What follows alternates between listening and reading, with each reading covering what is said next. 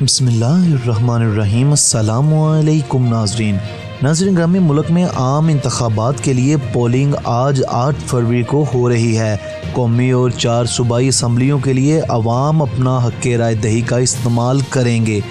दोस्तों, मुल्क में आज पोलिंग सुबह 8 बजे से लेकर 5 बजे तक बग़ैर किसी वक्फे के जारी रहेगी। इलेक्शन कमीशन ऑफ पाकिस्तान के ज़ाब्ता अखलाक के मुताबिक शाम 6 बजे से कबल इलेक्शन नताइज का ऐलान नहीं किया जाएगा। ताहम पोलिंग के बाद फितरी तौर पर कौम की नज़रें इलेक्शन नताइज पर होंगी और माजी में बरवक़्त इलेक्शन नताइज का ऐलान ना होने की रवायत हमेशा से बरकरार रही है।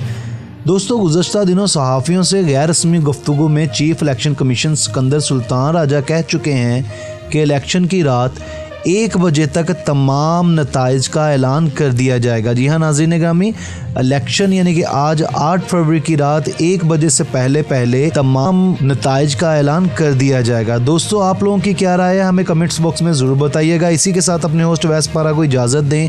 बहुत सारी दुआओं में खुदा हाफिज़।